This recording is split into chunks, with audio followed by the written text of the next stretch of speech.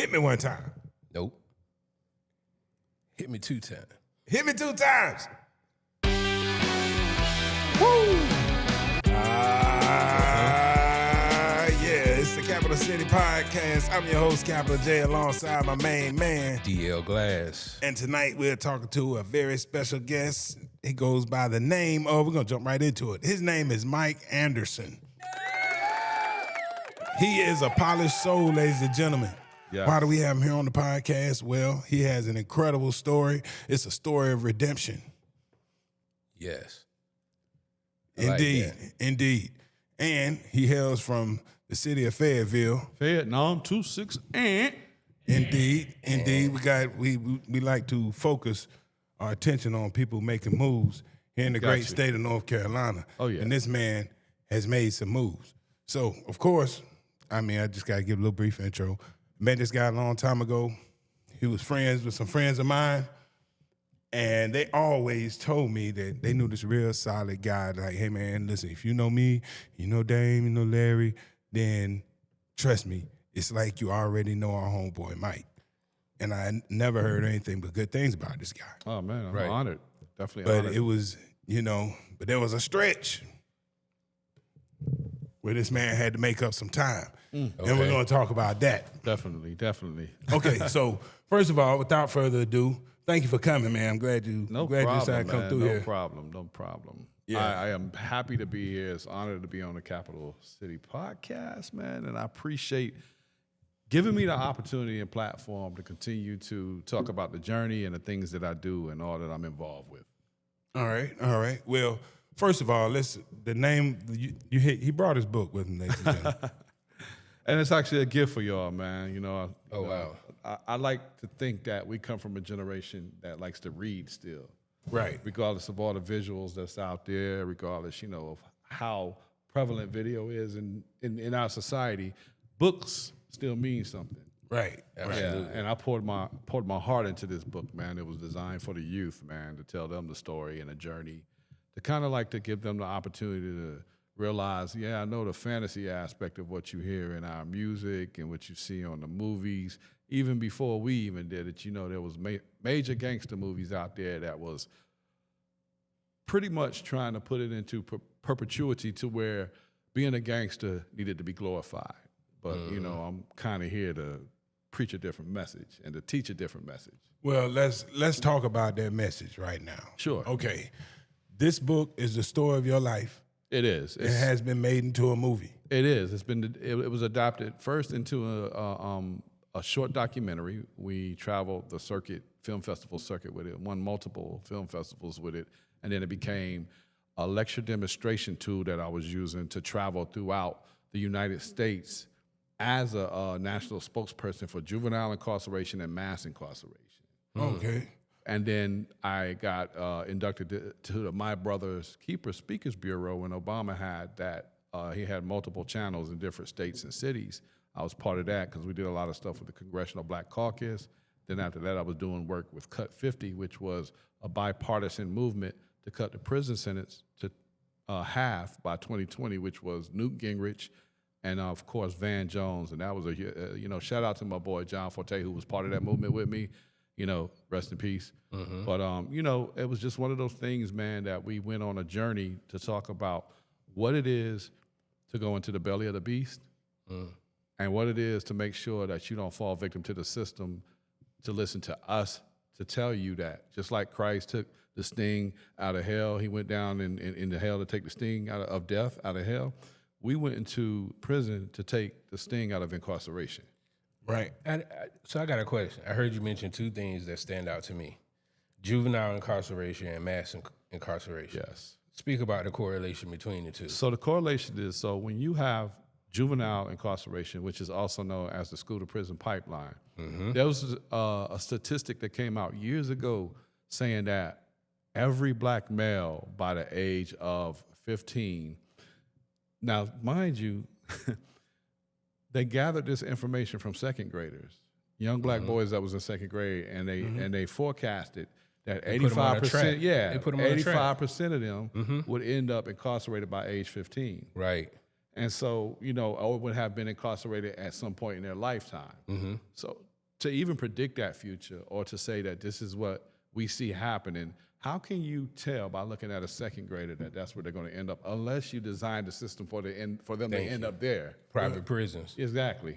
Okay, well let's use that as a segue to your story. Sure. How do you feel like your result was my result had anything to do with this school to prison pipeline? Do you feel like you were affected by that pipeline and it led you on the wrong path? Because we're going to get into your story, but I feel like we probably need to do that first for the sake of context. But I say, because when I read about you, your journey in the incarceration, yes, it started around 18. You were on that path. Yes.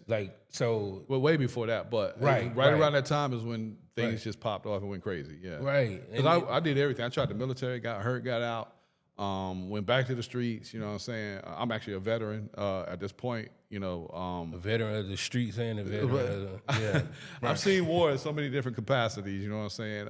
To the point to where when we grew up in Vietnam, and it's called Vietnam for a reason, which is a parallel to Vietnam. But if you think about it, some of the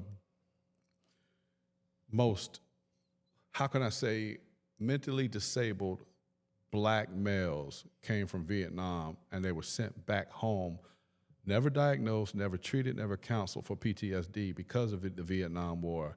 They were spat on, they were mistreated, and they came back traumatized.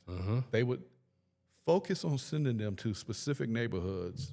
One of them was mine. My neighborhood was filled with Vietnam vets.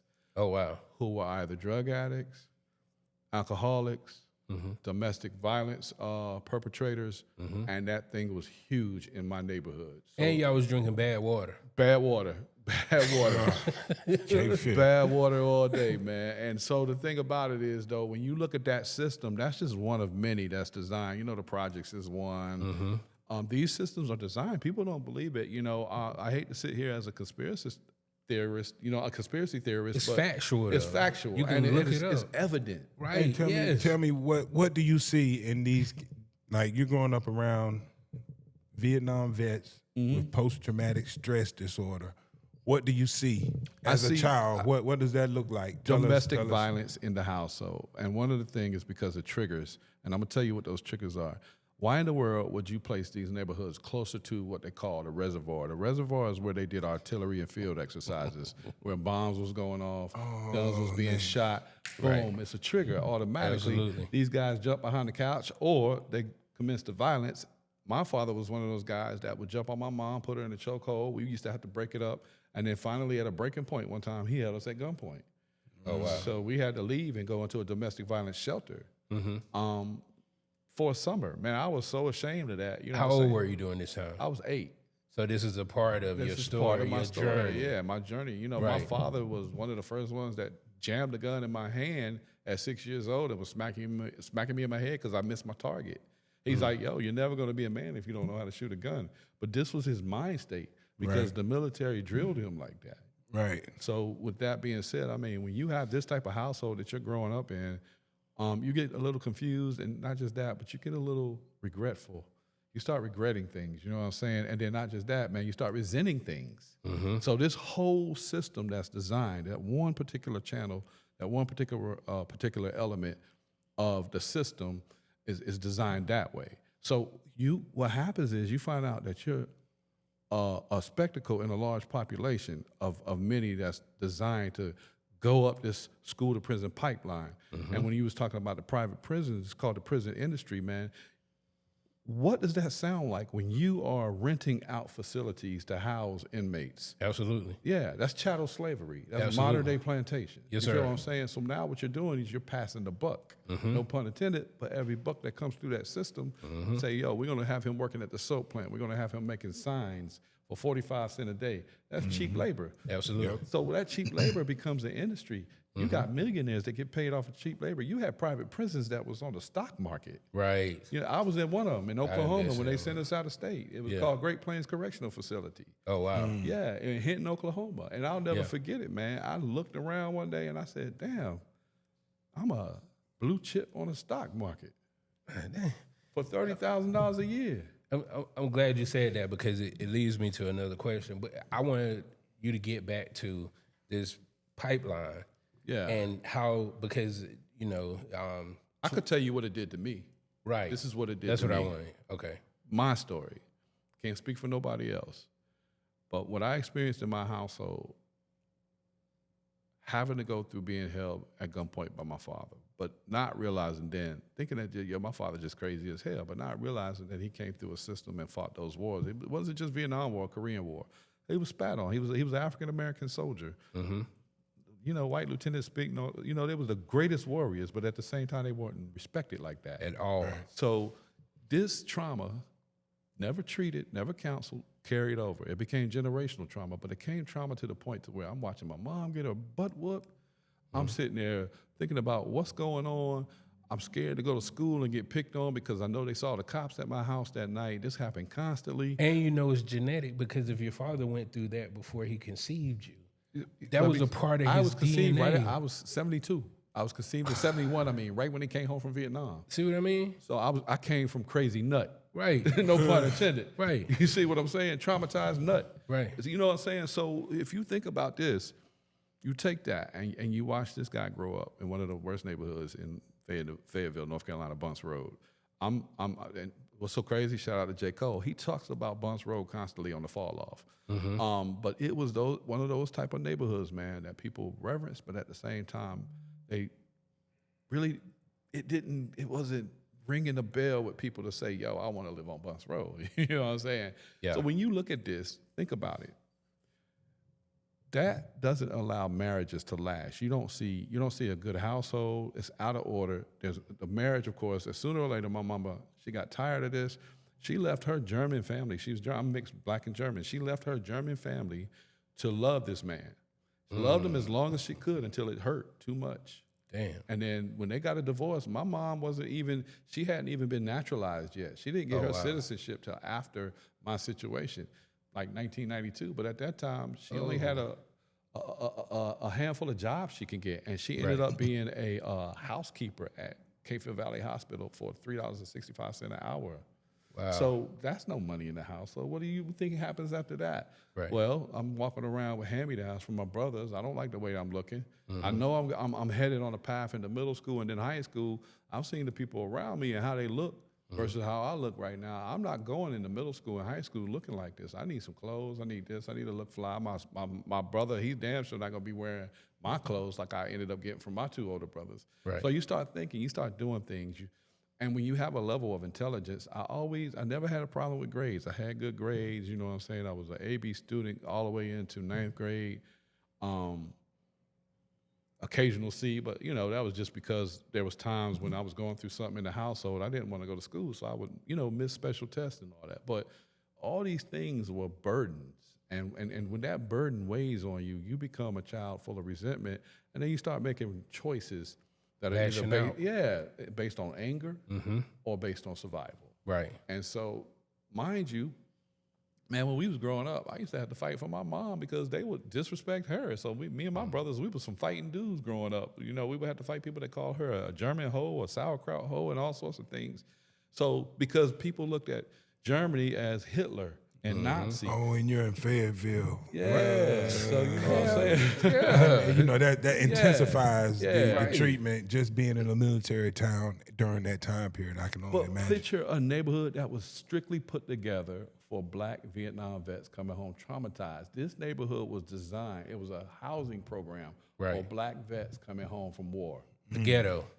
It was a disguised ghetto. The true essence of the word ghetto. That's tell what you this the was. dream of owning a house, but Right. it's gonna be the worst neighborhood. Yeah. It was and houses. redlined you out. Exactly. Yeah. You know what I'm Right. saying? But when you looked around, it was trailer parks. Yep. It was this, drugs over here, violence over here. People put refrigerators in the middle of the street so they could stop people and rob them. Crazy stuff. You know, Right. criminal behavior. Right. That was spawned from these angry children of these Vietnam vets. Now, we had some excellence there. You know, some were athletes.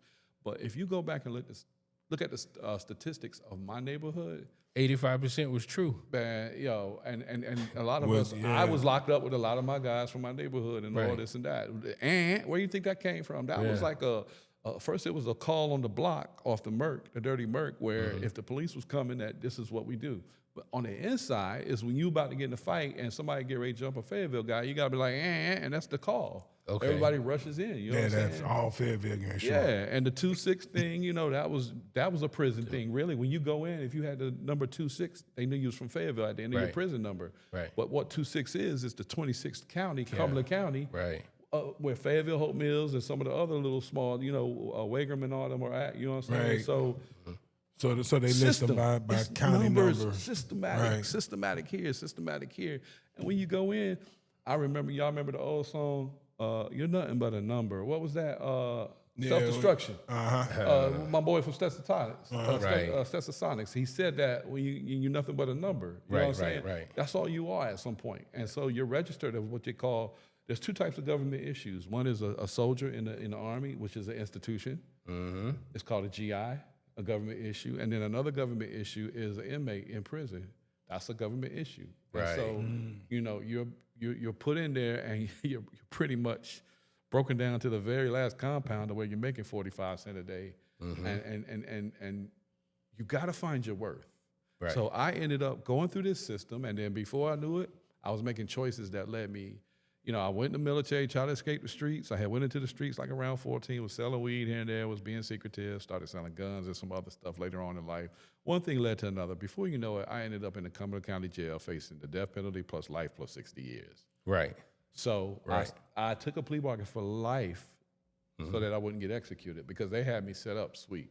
You know, because I was out on bond for one murder charge. Right. So being out on bond for a murder charge and catching another one, that's not cool. Right. So you become a high-profile case. 1990 to 1992 was a hell of a time for you, man. Exactly, man. Exactly. I read it. It was crazy. It was crazy. And, you know, and not only that, you know, I left behind a little brother. I left behind some spectacular friends. And we're friends to this very day. My boys, you know, my brothers that y'all know. And then it was because of brotherhood and just being solid and strong that certain things happen. I try not to revisit things nowadays because, you know, there's a lot of peace that has come out of this. Right. You see what I'm saying?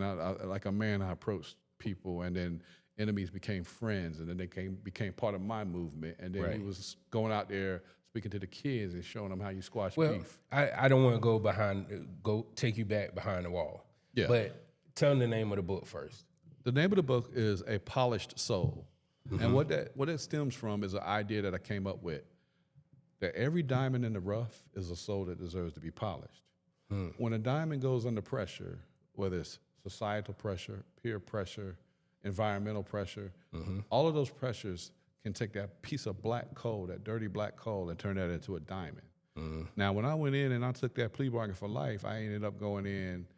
Oh, you took a plea for life? I took a plea bargain for life. Okay, I thought, okay. Yeah, and it's all, this is now a movie that could be seen on Tubi or Prime. Okay. A Polished Soul, if you look it up. Right. Yeah, we're not going to have you tell the movie. Yeah. You can watch the story. The book is on Amazon, and it tells a deeper story. I poured my life into it, but for the reason of the youth, you know what I'm saying? And then the movie as well.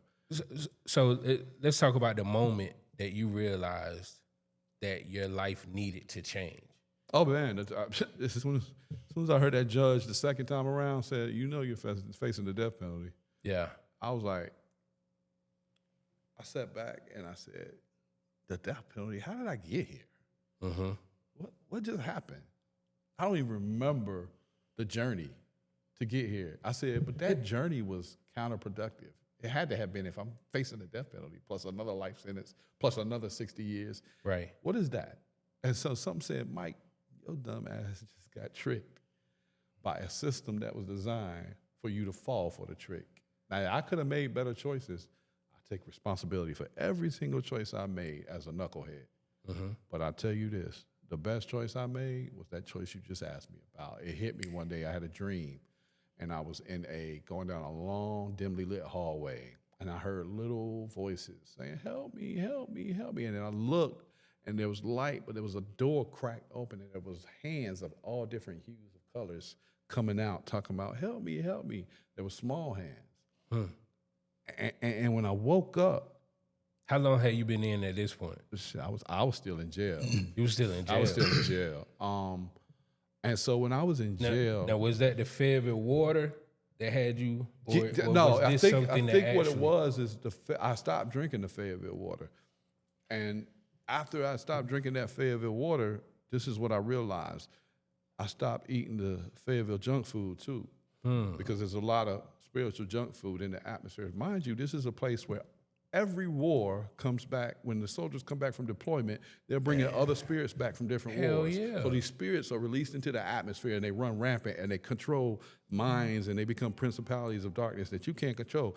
Call me a lunatic or whatever, but I believe in that. You know what I'm saying? I know what that is. I believe it. Yeah, so when that runs rampant and controls these spirits, you out in the street, man, it's shootouts and everything. Man, Fayetteville was wild, man. Hey, but before we get too far off that portion of the story, I noticed a lot of people I talk to, every place has their vice for the youth. Yes. And people I meet from Fayetteville mention guns in a way that is different than I'm used to. Yeah. I'm used to people selling drugs. I'm used to teenage pregnancies, STDs. We like guns. But we like guns. Fayetteville. we was not. And I for want to brag. But yeah, that's the thing. I don't think a lot of people don't understand how much different y'all's relationship is to gun culture. Than the we got rest soldiers of us. that throw guns in our hands. I was hunting when I was young. I was doing some crazy stuff. You know what I'm saying? Like I said, 6 years old, my father threw a gun in my hand and was smacking my head because I couldn't hit the target. You mentioned selling guns too. Like when I tell you, when I think high school kids,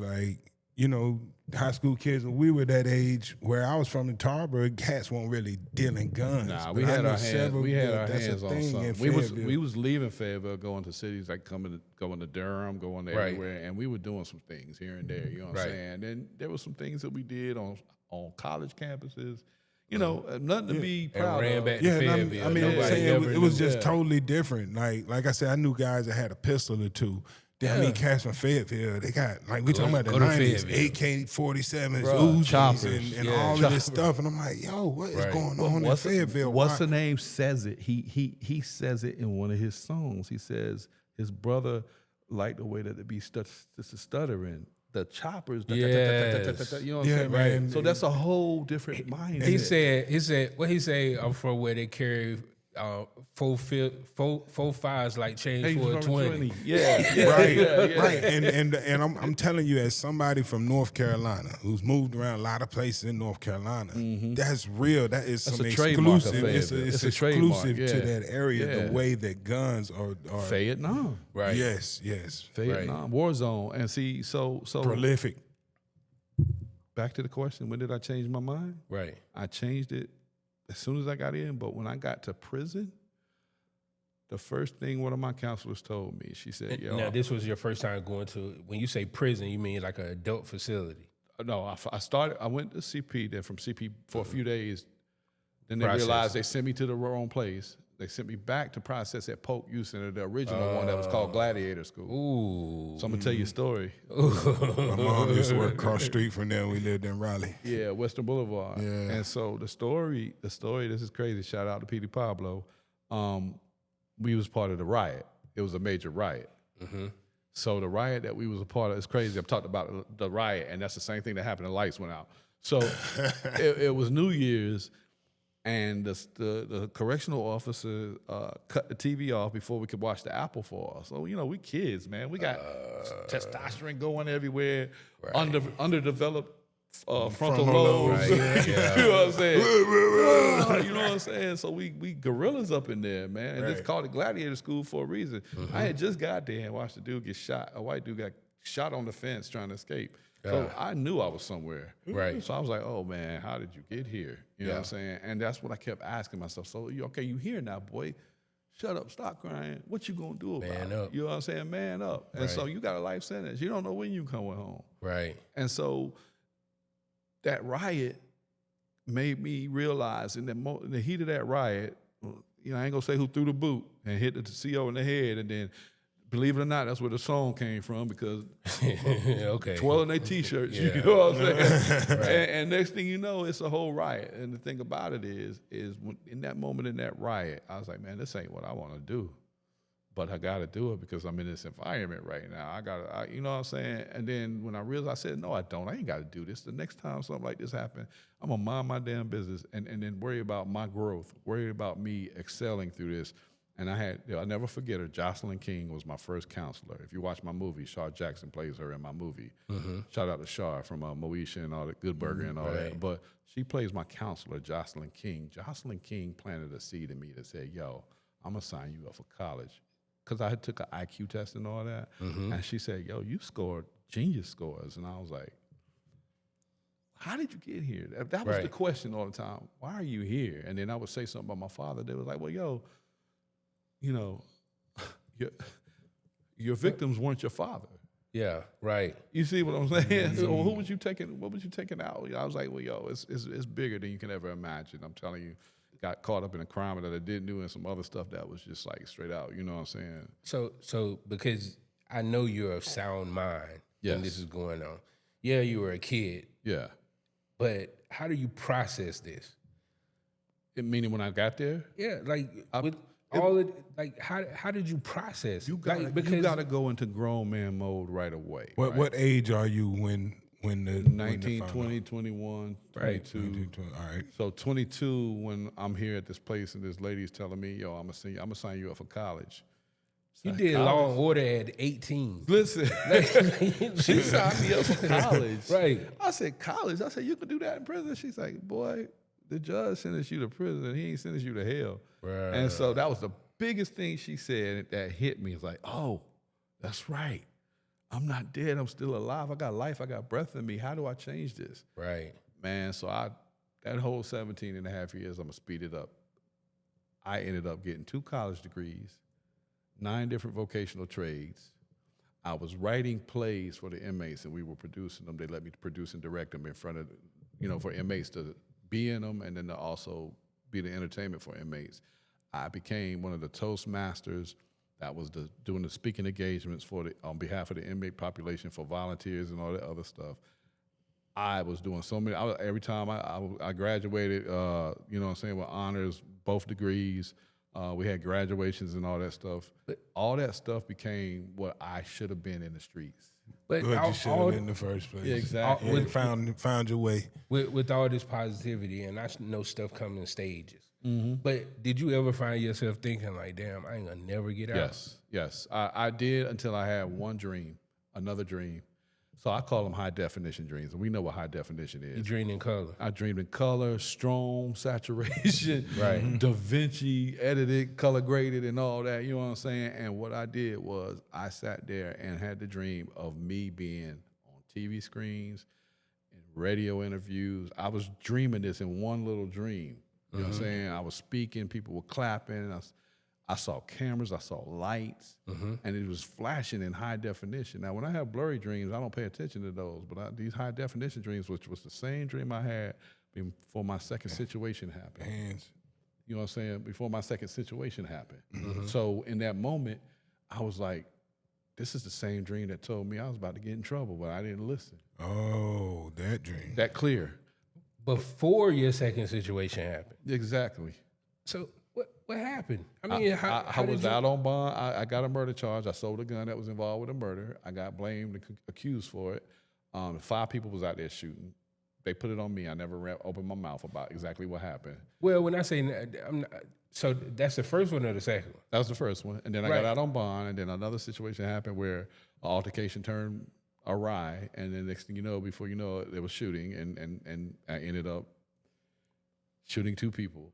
One died, one didn't, and then I ended up catching that second charge, and they put me right back into Cumberland County Jail. Right. So, and what's so crazy is it's frustrating to talk about it, because now that I look back at the fact that I made a choice to get involved with something where another brother lost his life. You know what I'm saying? And I never wanted to be a contribution to any of that, but things happen. And when that happened, I realized that, man, hold on, I have to be a different type of contribution. I can't be the problem anymore. I have to be a solution to the problem. So, man, I read books on books on books. I stayed away from situations happened. I wasn't no angel. There was things that was going on the inside, but I had the favor of God over my life, man. There was times when I could have been in the worst trouble in the world, but the favor of God pulled me away from certain things and put me into situations where I could build a model inmate record, and that's what happened. Let me ask you, what if you see a kid that's you at 19? Yes.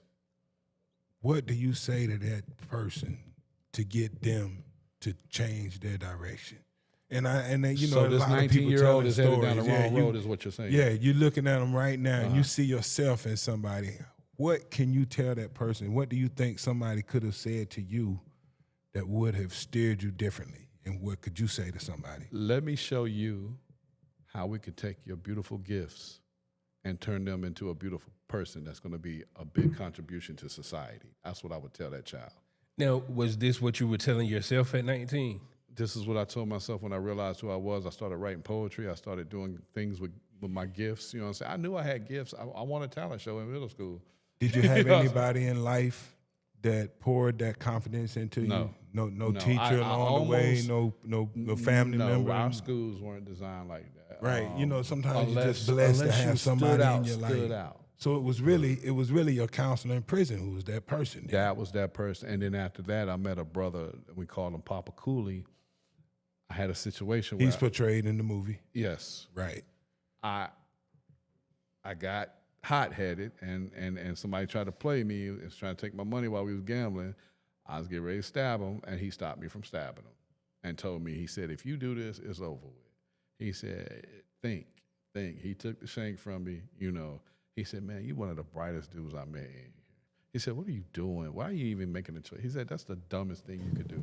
You know what the shame is? The shame is that you met two people in jail to give you the advice you needed or to steer you in the direction you should have gone before these, you know, before you ended up in jail. Exactly. Why? I mean, you know, so right now, if we learn, I'm just saying, if we're going to learn something, you see kids going the wrong way, we got to pour into them before it's too late. Way before. Like way before. We got to, and what you're saying is you needed somebody to show you what good is inside of you and what you can do. I think everybody needs that.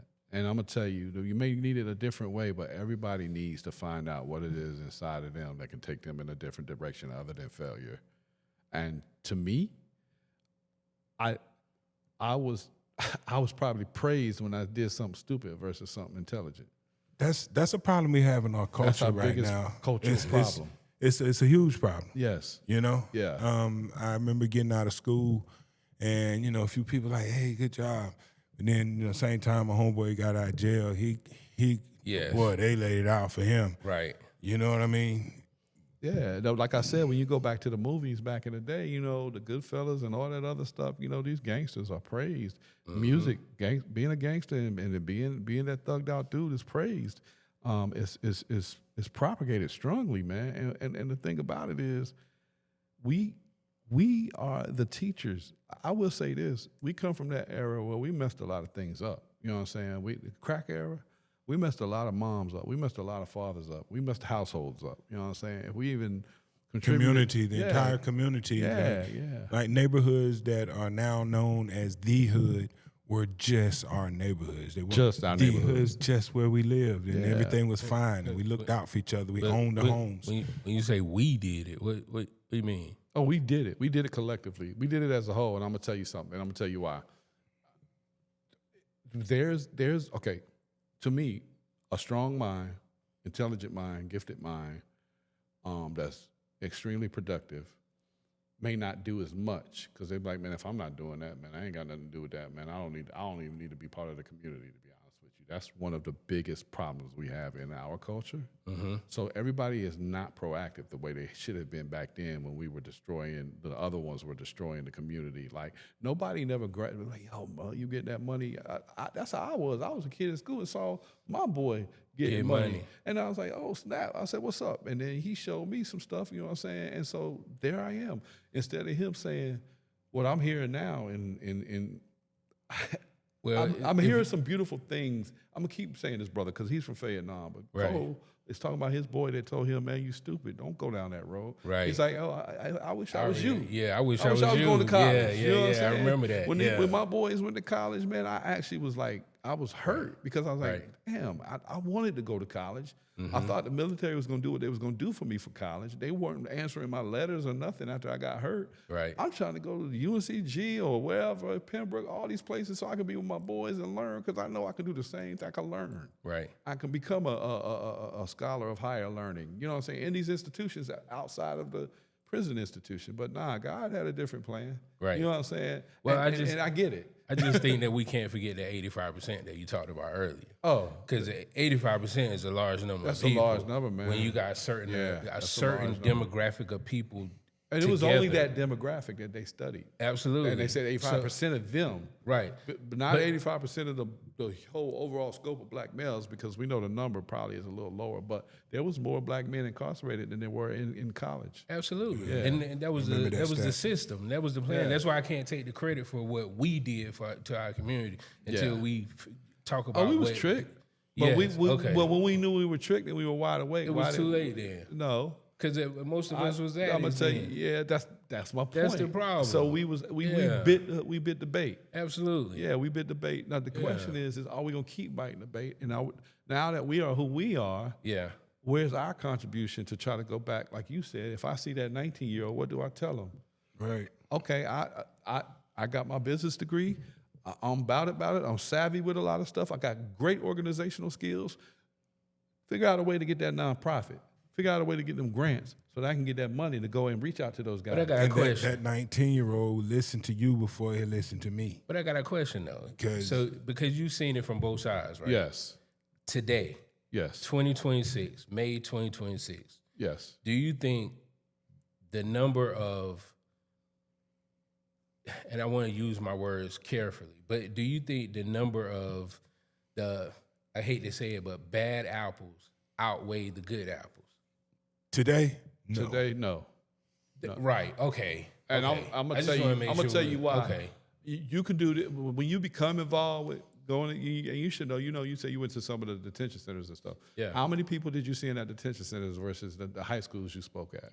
Right. See what I'm saying? It's just a few. Right. Versus the many that you see that are athletes or in drama class and theater or whatever. You know what I'm saying? They are in abundance. Now, I will tell you there's different spirits in the world now that are causing different things and doing a whole different to the black male population than incarceration. Yeah. You know, and that's just, you know what I'm saying? So one of those things, talk about it. Those spirits, now you got to look at those spirits, but where did that come from? That came from taking the black man out the household. Thank you. And keeping him away. And the only thing that's going on now, you know what I'm saying? Not saying all of them. Right. But if you ain't got no bigger brother in that household or whatever, and the father was taken away and so on and so forth, the seeds can't get planted for that testosterone to develop right. We did a whole show about part of the reason that hip hop is so messed up now is because these people learn from their mothers. There's a generation of people who learn from their mothers how to conflict resolution. From a woman is different than the way that men resolve conflict. Because think about what a woman will say to you real fast. Bitch. That a man will kind of think twice, like, now these words gonna cause something to escalate. I'm gonna not use that. Yeah, fighting words. But women use fighting words, and that's where we are in hip hop. Fighting words without thinking about consequences, you know, and that's battle rap. That's a sign. That's a sign of lost manhood. You know? Exactly. Yeah, like in your mind, this is what they always say. Now, if you're gonna sit there and you're gonna beef with somebody, that's another enemy that you have gained that you got to watch your back all your life. Right. So why? You can't sleep like that. It's not wise. You know, but if you can't sleep like that, then where are you at? Then where are your thoughts going? Say, I gotta figure this. I gotta solve it. I gotta address it. Yeah. But that's an old way of thinking. No, it is an implanted way of thinking because the simple thing is it started when they pitted us against each other on the plantation. When they made me and you fight because we had different hues of skin. Right. I came out the house, I might have been getting jumped because I was in the house. Right. But I made you feel like you need to jump me if I came out the house because I was doing this and you couldn't get a hold of this. Right. And so there's a jealousy there. When you start breeding these drops and seeds of jealousy, that's what happens. But I'm gonna tell you something. We all need to go back to being farmers of men, of souls. We need to learn how to plant seeds to grow a beautiful harvest of souls of these young black men. I don't see what the biggest thing that I see as an issue now is medication. They knew what they doing. They went in and they said, okay, well, if they ain't gonna get hooked on crack, we're gonna get them hooked on some type of medication. Something. And they're gonna have mental health disorders. Right. And they're gonna be this. We're gonna label them this. We're gonna give them this spectrum. We're gonna give them this. Absolutely. I mean, that's coming from fucked up food Yep. and medication. Yep. That's where it's coming from. Yeah. Jacked up diets, Bad sleep patterns. bad sleep patterns, putting a phone in your hand and it having the Kids same smoking quality. weed too early. Oh, man. All day I long. already know 11, about 12 that, years man. old, smoking all the time. I started when I was 12 back then. Yeah, You know what I'm saying? it rewires your Yeah. brain. Yeah, and, man. And, you know, But it's a makes different weed. where you can't enjoy. I ain't trying to be funny, but it's a regular different stuff. weed now. Hell, It's supposed to synthetic. be Yeah, stronger, but you smoke more. Yeah. It's a different story now. Yeah. And so without telling, like I said, without telling the whole movie, now we know that you get out of this. I do. Okay, I'm here. You know, Right here. right. Yeah. So You know what I'm you know, saying? right now, we know we got 17 years to deal with, and we Yeah. know that you're in here making changes, but somehow you get out. Yes, I get out in 2008. I was So- given a second chance, and it's called a MAP program in the state of North Carolina. The old law was becoming overcrowding more so than the new law. So they was like, how do we filter the old law out of here? These guys been in here umpteen years, 20, 30 years, you know what I'm saying? Right. How do we get them out? Well, there's this thing called a MAP contract, Mutual Agreement Parole Plan. That's what they put me on because I was a model inmate. No infractions the whole 17 and a half years. Hey, wow. Yeah, man. I'm like, Yeah. Damn. And I'm proud to say I ain't never been on nobody's paperwork. Okay. Never. Okay. You know what I'm saying? I pride myself in that for a reason. And the thing about it is when I came up for my 7th parole, they said, well, we're going to put you on a MAP program because we feel like you've earned it. And what that was is they say, we're going to give you 2 years. We're going to put you in minimum custody. And you're going to be on this program where you gradually are reintroduced to society. You know what's funny? So crazy. We're right here in Dame's Chicken and Waffles. But before all of this, I saw the conception of it when I was still in prison. I came out on a community pass to go visit my boy Dame. Shout out to Dame. And I was like, Cuzzo, what's up? And his mouth dropped. right. Cause all he knew, that nigga still locked up. You know what I'm saying? Life. yeah. So his mouth dropped, and then I was like, yo, bro, I'm making my way out. And right then and there, man, you know, I guess it became real to me because his mouth dropped like my mouth would have dropped if I would have saw me come out the prison gates. right. You know what I'm saying? So I look back at that, and I was coming out. I was the only inmate in the state of North Carolina coming out doing performances on theater stages with Baba Chuck Davis from the African American Dance Ensemble. I was the griot. I would perform the story before the choreography even happened. We did a major show. Shout out to Rhiannon Giddens, who you saw on the Sinners movie. That same part you saw with the evolution of music going on stage. That was beautiful. We scene. did that in this thing called Bluegrass Brown Earth on a smaller scale. And so when I saw Rhiannon up there, I said, oh, aha. You know what I'm saying? That looks familiar. Right. And it's beautiful to have been part of the initial birth of it. Right. Bluegrass Brown Earth was a play that Baba put together with choreography and And he's in the movie too, right? Baba Chuck Davis. No, that's Over Baba Tunde. Oh, okay. I got my Baba Baba Chuck Davis was real famous here in the Triangle area. for African dance. the dance. Okay, right. Okay. I remember that. I know the name. Got you. Rest in peace, rest his soul, man. Right. That was a wonderful dude, man. And he was became one of my sponsors. A lot of the people from that community became my sponsors. I had this couple, Gabe and Mary, they were my sponsors, and they was bringing me out. Then I ended up going to work release. So I was able to work 9 months. Now, I'm going to tell you, this is the kicker. I loved and I enjoyed that program, but what they do when you go out on work release, guess what happens? What's that? You start paying rent for the prison that you at, $400 a month. Oh, I didn't know it was that much. Yes. So your money goes towards your rent. In Yeah. prison. You gotta pay for you being in prison. What do you mean? Well, I'm on a bunk bed with a dude that doesn't work, and his rent getting paid. Yeah. So wait a minute. But I'm paying my rent. Right. So if you don't work, it just gets paid anyway. It The gets paid government anyway. paid. It's But subsidy. if you go to work, You paying. That's why the private prisons are there. They get money from the government. But listen, if I'm subsidized that way, why am I still paying? Yeah. If I'm an inmate for the state of North Carolina, guess what? That's a double kickback. Right. Because now you're getting my money and the state's money, Right. the government money. unethical, at a Unethical, minimum. man. No, it's not because you're a convicted criminal. Exactly. So in that moment, Right. you're garbage, you're trash. to them. Right. Yeah. So it don't matter. Yeah, I think slavery is legal for a convicted criminal. It is. Yeah, it is. It's a Hell form of yeah. chattel Yeah. slavery. Yeah. Right. It falls under the Constitution thing in reference to Yeah. becoming a non-citizen. What's that? The 13th Amendment. Yes, it comes under the Yeah. non-citizenship. Right. So, but Yeah, some which is reform. why they call it Box 13 on applications and stuff. Ironically, you know what I'm saying? It was get rid of the box was the whole campaign to say stop asking me if I'm a felon or not for my jobs. You know what I'm Right. saying? Right. But it halfway happened, but it didn't. You know what I'm saying? But yeah, so we had to pay rent, man, and it was just crazy. I like you was talking about the slavery thing, man. I knew I was in a situation where I had to become free from that slavery, man. One of the things that while I was still on that program, I remember when I got my work release job, it was horrible. I was working in a textile mill where we had to, you ever went to a piece goods shop where they sell material and you see the stuff wrapped on the boards? That was my job. Oh, you wrapped it on the board. Yeah, so that was another production job. okay. And then all the people that was free, that was workers there. Right. I felt like I was still locked up because they act like they was locked up. And I was Right. just like, Working in that fucking factory. I was like, okay.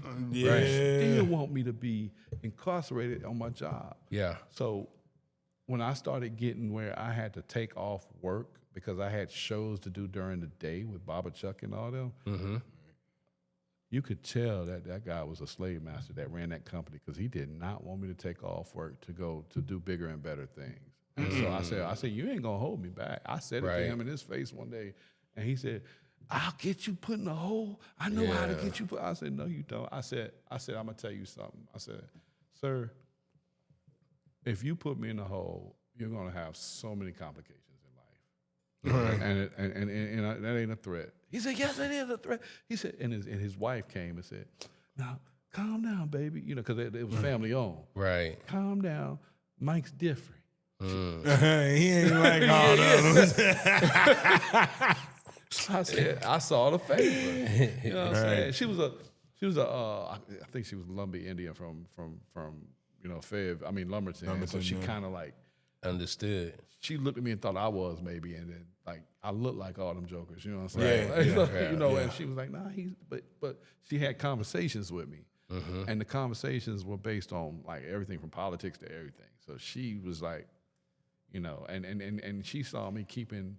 It was 5 of us that was from the same prison working at that place, and she saw me keeping them in line and everything. So she said, "No, you can't get rid of this one. This one, And then I wasn't even good on production because we picking up big old things are gigantic, and you got to pick them up, put it on your knee, and pop it in that little machine. Yeah. And next thing you know, you looking crazy. I was skinny as hell when I came home. Look, that factory wore me down, and I'm gonna tell you something. The thing about it was, though, when they realized my strengths, they pulled me off of that, and they had me doing administrative work, clerical work. You know what I'm saying? Right. So after that, it was like a smooth sailing, you know what I'm saying? And House Negro. That's why we don't rock with you now. This was different. Exactly. So But he said, "Who that nigga on that yeah, but I had a little bit of Huey P. Newton in me too now. You know what I'm saying? So you got to get somebody to figure out the plan, man. But at the same time, man, I'm gonna tell you something though. The one thing that the real workers that were free in the world told me, I'll never forget. This sister told me. She said, "I'm gonna hate to see you go, She said, I've never seen none of the inmates come over here and stand on business. She wasn't saying that back then, but she said, never stand up to everybody the way you stand up to them. Right. But she said, you did it so eloquently. You would articulate yourself when you was doing it. And she said, you have some strength in you. Now go out there and be great. That was another person that saw something in me. Wow. You see what I'm saying? And somebody, she was smoking weed every day, coming to work pissed off. All that. Okay, this for my listeners, right? All right. All them women believing in you, how many of them did you hit? Oh, well, you never kiss and tell. You know what I'm saying? You need to watch the movie, man. Watch the movie. Watch the movie, man. Okay. Watch the movie. I told y'all wasn't no angel in there, man. I told y'all wasn't no angel in there, man. You know what I'm saying? I see what's going on here. Man. Watch the movie. You know, Look, better than them yard women. You know what I'm saying? Oh no. Yeah. Everybody else can have the yard women. So at this like the time, are natural you woman. like as you're in between, freedom and incarceration, and you're moving out of the jail? Are you writing the book already? No, I didn't write the book till I came home and lived a little bit. Oh, okay. And I said, and then I started seeing the problem out, in the areas that I lived in, and then I saw somebody got Because you shot. came here, right? Yeah, I came to Durham. First came to Durham. Halfway house or just straight out? straight to my own apartment. Okay. Yeah, because when I was out, I was stacking. I mean, when I was doing the work release and all that, I was stacking money, but I was making more money performing with Baba Chuck and them. I was $400 a wop for each performance. So they put that That was set over aside. there. Right, You know what I'm gotcha. saying? So they're not seeing that money. So, Right. And then got a little bit of help. Started working with Cuzzo, started working with Dame, got a little bit of help from some of the Shout out friends. to Dame. Yeah, shout out to Dame. Shout out to man. Dame. And so that was all of that was a foundation, and it was fun. It was the fundamentals of the transformation and elevation of Mike Ray Anderson. And this is why I say this is because you never know who's planted in your life. For everybody to be there when I came home, for everybody to still be my peoples to this very day. You talking about cats that you was friends with 16, 17 years. My boy Pat, we was friends at 13 years old. Kip, 9 years old. We was in Cub Scouts together. I mean, you talk about all these people and they're still in your life. You know what I'm saying? It's miraculous to be able to have a brotherhood that long. And this is why I say those brotherhoods are supposed to carry over into people farming, where we plant those seeds and create a beautiful harvest, because all of us are philanthropists at heart. And the reason why is because we all had great mothers that instilled great hearts in us. And if those hearts would have been cultivated on behalf of all of us, man, I think we would have had a brotherhood that probably, would have been completely different back then. But you got to think about it. Everybody has their trials and tribulations. And every trial and tribulation turns a person into who they need to be for God, who they need to be for their community, who they need to be for this world. Because right now we are in a fucked up world. Amen. You know what I'm saying? Amen. Well, I knew just from knowing your friend group that you're talking about, you're referring to, I knew you were gonna be straight when you got out. Oh yeah. I'm talking about without even knowing this guy. Yeah, very resourceful Just hearing, brothers. Man. hearing the Very way, resourceful hearing the brothers, way that man. everybody spoke about you, I was like, oh man, this dude, I could have made some choices. I met some people in there. Yeah, that yeah. I could have did the stupid route. You know what I'm saying? Yeah, but you got your people out here, man. They would trust me. They were holding you down out here, man. You know what I'm saying? Yeah, and then when everybody was sharing visions with me, I said, man, I want to be part of all these visions. You know what I'm saying? And became part of all the visions, man. And then came home. I was paroled in 2008, man. I hit that ground. I looked up. About 20 tears came out my eye, and they dried up. My parole officer came to take me to my apartment. They took me into my apartment, and my apartment was fully furnished from an organization that I went to speak for occasionally when I came out on passes. Oh, that's nice. So they said, yo, we got you. And That's they beautiful. fully furnished it with, it was thrift shop furniture, but it was home for me. Right, It wasn't yeah. no prison cell no more. It was a Right. 6x9 bunk bed, blah, blah, blah, with Jomo under me and, a locker to put my stuff in. Man, I had closets. I had a stove. I had a microwave. I had a couch. I had a TV. Baba Chuck bought me a TV. Man, people came over to me and said, damn, you decked out. You know what I'm saying? You know what I'm saying? I remember Dane coming over. He said, I might have to use this.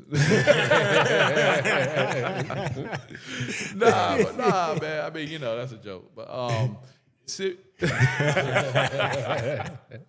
but I came home to something, and I said, okay, there's no way in the world that I'm gonna live with this as a crutch. A lot of guys be like, yo, I got an F, I got a felony, man. What they gonna do for me? Nah, what you gonna do for yourself?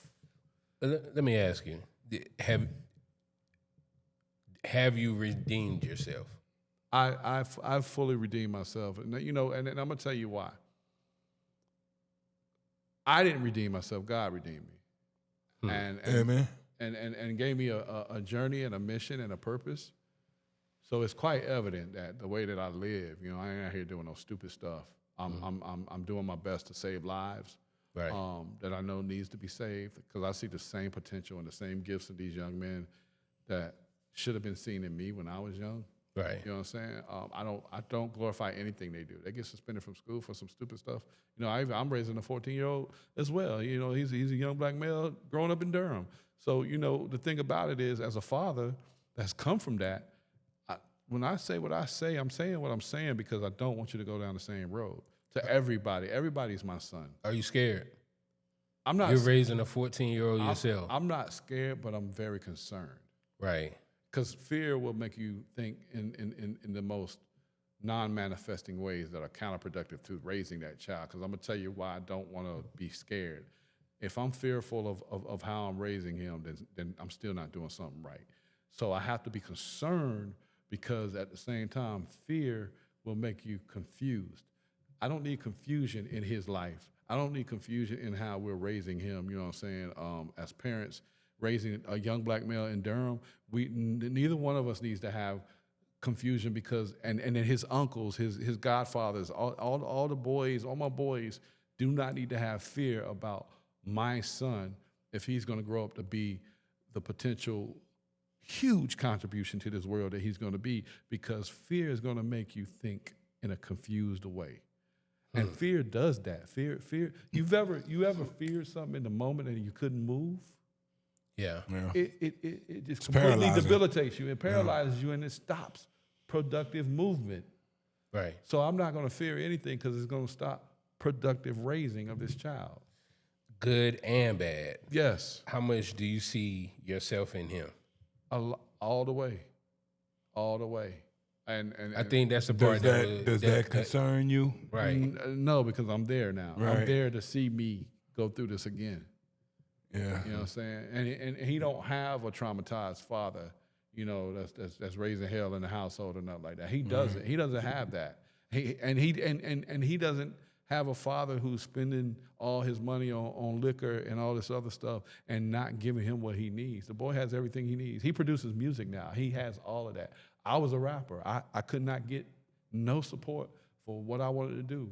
You know what I'm saying? But he does have a traumatized father.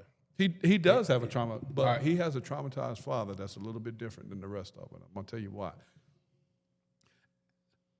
And people may not believe what I'm about to say, but I believe in it, because I believe when you were born, the way that the earth and the universe was positioned had a lot to do with what your characters and qualities were when you were born. Absolutely. I'm an Aquarius. Okay. We go hard. Mm-hmm. Trauma, we take it, we filter it, we turn it into the fuel that we need to turn it into to go even harder. We take it and we turn it into the opportunity to become fruitful and multiply. And what I mean by that, if I have an idea, you have an idea, you have an idea, we'll come together and turn that idea into just one grand big idea. Mm-hmm. We'll blend it. We'll turn it into an idea collage. And idealistically, I like that. it turns into success after we ideate. You understand what I'm saying? Well, watch this segue. Who came together to make this a movie? In this movie? And yes, who came together to make this happen? Because, like you just said, if you have an idea, you have an idea. Mm-hmm. So the book is your idea. So yeah, I sat down and wrote the book for like 6 to 7 months. Turned around and wrote the script.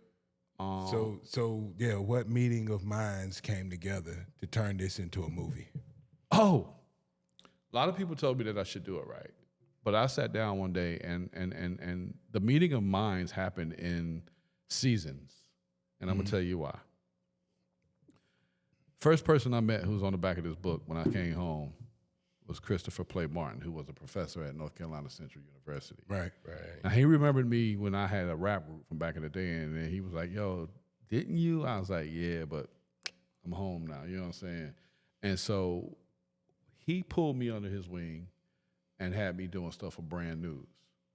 Even when we had the grand opening for Dame's Chicken and Waffles, he was there to cover it, put it on Brand News, you know what I'm saying? Oh, that's nice. Yeah, I was rocking the chicken suit. You know, nobody knew it was me, but I was running around, you know what I'm saying? And What the club? yeah, what the club? but no, he came to that. And then as things progressed, man, I always would say, man, I'm going to do that movie because I started being pulled into the film industry more and more and more. And then I met one person that started mentoring me in the industry, and that was Oba Babatunde, man. And he told me, he said, so when are you going to do your movie?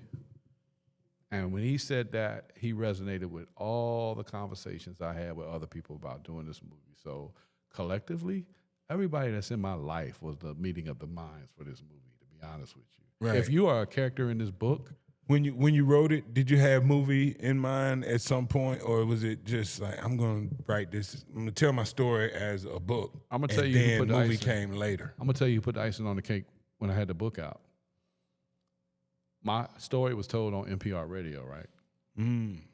My story, the person that got behind my story to write the story, and then, of course, Frank Stacio, I believe his name was, from NPR radio, did my story with the producer that wrote it. After that happened, that story won an award at the National Association of Black Journalism because the lady that wrote it was a black journalist. Oh. The award was presented to both me and her by Soledad O'Brien. And Soledad, after we got the award and we was backstage taking pictures, Soledad said, yo, you should turn this into a movie. Right. For those who don't know, Soledad O'Brien is from CNN. Yes. Huge. It was Right. huge. Right. For somebody to even stamp the thought and the idea in that moment. And so everybody kept saying movie. So what we did was first, I was picked from an organization that was doing a social justice story with the brother out of Alabama. His name is Brian Stevens, I think. Huge down there. They was going to do something with Ben Crump before he even got big for a movement of 4 characters. I was one of the characters that was chosen, but the project got dropped. So we kept moving forward with the documentary. The documentary was a 15-minute documentary that premiered at different film festivals and won major awards. I went on tour with the documentary and was going to facilities, like I said, used it as a lecture demonstration tool and was showing the film, and then would get behind it and talk to the kids, the youth, and all that other stuff that was in juvenile detention facilities. One of the first places I started at was the Broad Street Detention Facility in Durham, North Carolina, and then just kept moving. And then I went back to Polk Youth Center, which was the other one, the new one, was speaking there, was doing writing classes. Got on, like I said, My Brother's Speakers Bureau, got on different speaking tours, and then toured with this book and did like so many different things with it. I was on panels with NFL superstars, Darryl Green, Monk, all of them, just doing panels about social justice, man. And then I said, acting was my biggest thing that I always wanted to get involved with because I knew that was my gift, and I started picking up gigs. I became a background actor for the TV show Vice Principals, several episodes, and then after that, just kept moving up. Got pulled into project after project. Was the editor on the ACC documentary called Game Day. My life started going full speed, man. And thanks to Dame, he gave me days off. You know what I'm saying? Yeah, so he gave me days because he knew my vision, and he knew that I was a visionary because, you know, if somebody shares a vision with me, I want to be part of it. I'll take ownership like it's my shit. You know what I'm saying? Right. Because that's just how I am.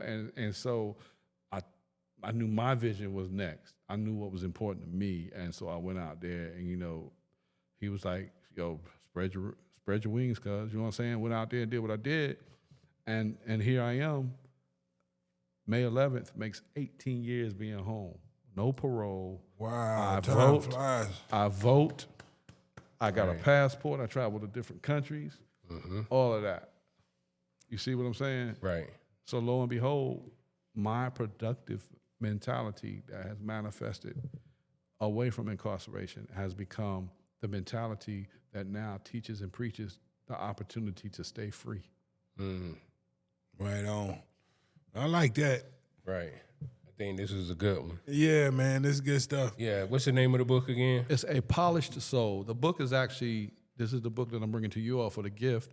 Right. The book is actually, and I got 2 copies. I got one in there for you. Oh, somebody brought me something too. Yeah. Man, the way I saw you setting up and all that work, I know that work. I know what it takes to do all that. You know what I'm saying? So I'm definitely going to reward you. Okay. But it's A Polished Soul. It's on Amazon, man. You can find it on Amazon. I promise you, it's one of the best reads. And if you got a loved one that's locked up, I encourage you to buy this book and get it shipped to them, because I'm telling you, it's almost a blueprint to figuring out how to conquer prison and come home and be a conqueror. Right on. And so the movie is on Tubi and Prime. You could watch A Polished Soul. It stars Oba Babatunde, Hawthorne James, who's Red from 5 Heartbeats. Then there's Shaw Jackson. And the older version of my father is played by Bailiff Byrd from Judge Judy. So, Oh, wow. yeah, who used to be a correctional officer himself. Right. And me and him are so tight right now, man. It's crazy, man.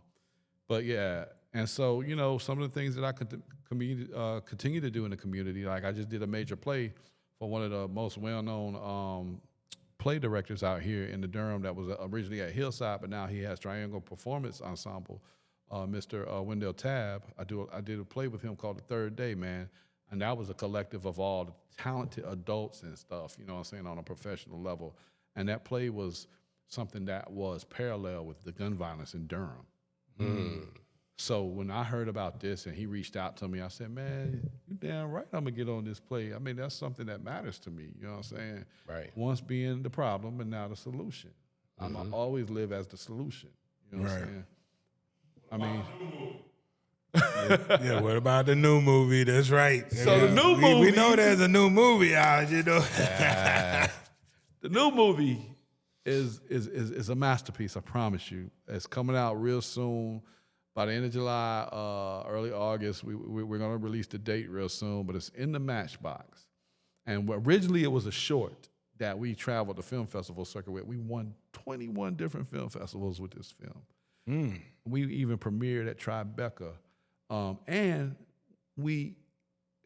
what's so crazy is I was the winner of the short film category at the first ever Hollywood-supported prison film festival in San Quentin. What? Man, Netflix, everybody was out there. When they saw this dang on short film, everybody was coming at me, when are you going to do the feature? When are you going to do the feature? I said, you know what? I am no longer going to wait 3 to 5 years to do a project. When somebody says something to me right away, I'm going to ideate it, and then I'm going to turn it into, you know what I'm saying, a manifestation of something physical. And now in the Matchbox will be coming to you soon, and it stars some great talent, man. We went hard. It's a double period piece. It occurs in 1970s, and particularly 72, my birthday year, and then it also occurs in the 1800s. We go way back to, you know what I'm saying, 1830s, and it's crazy. I sat down, and this is the other thing, writing was a breeze to me because I had to write letters to try to make women stay with me. I had to write letters for other dudes to make sure they women were staying with them. I was a writer.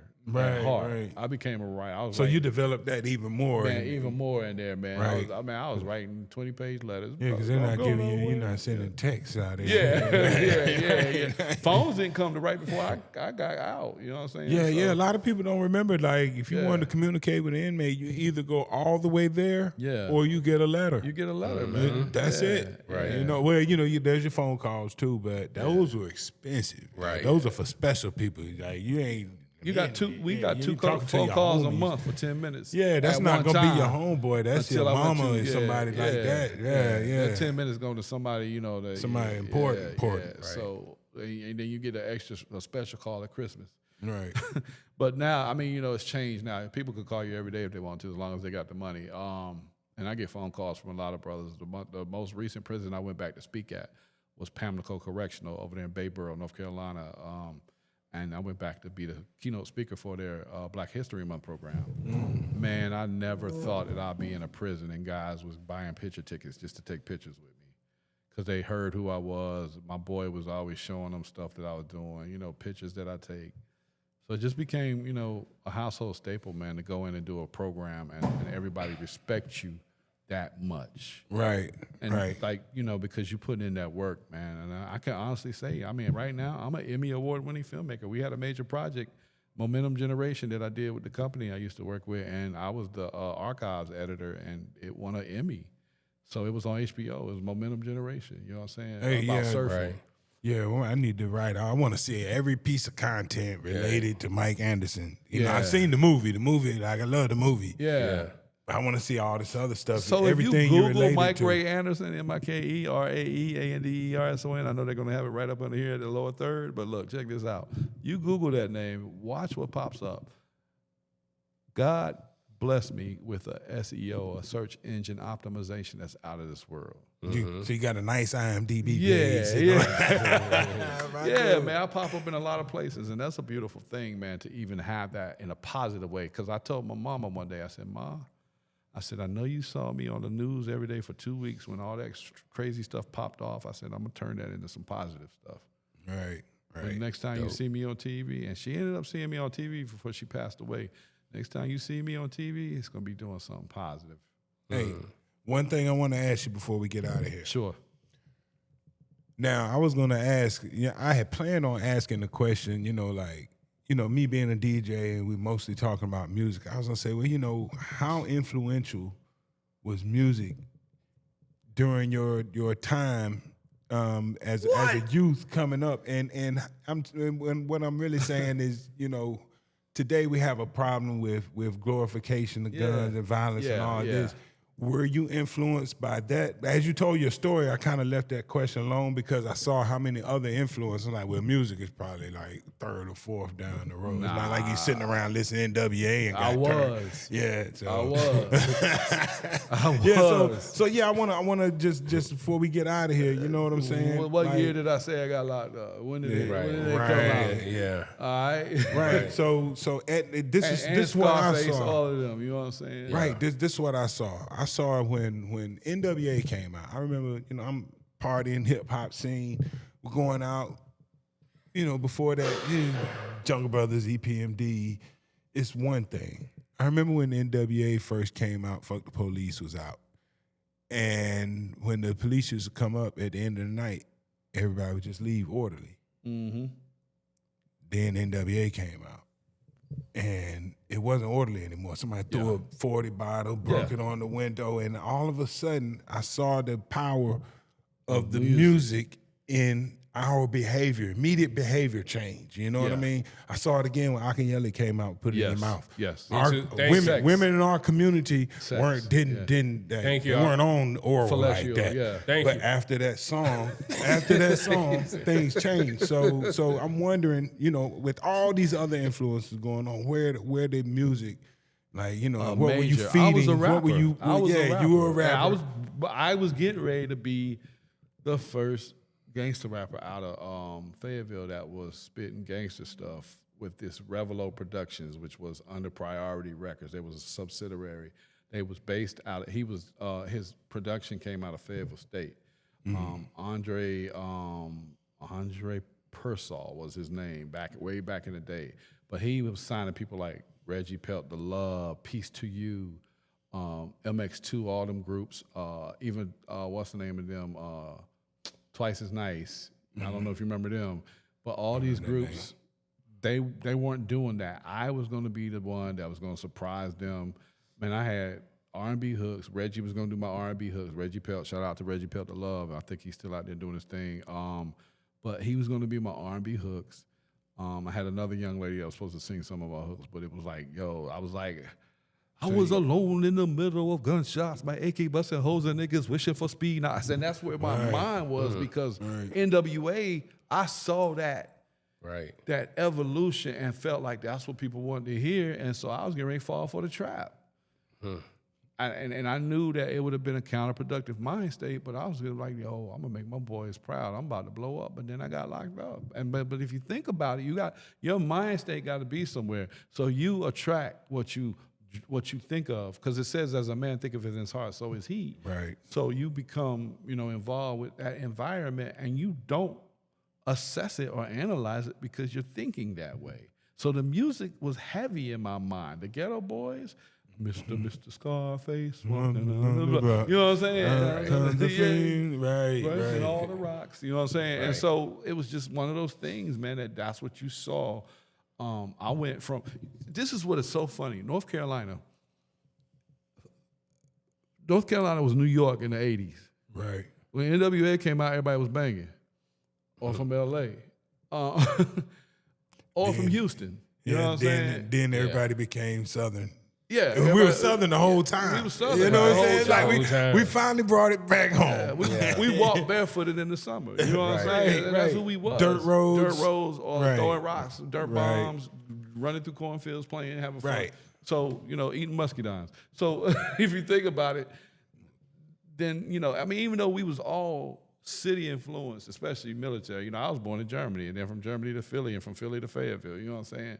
So we was musically influenced because we had those mind states that were international.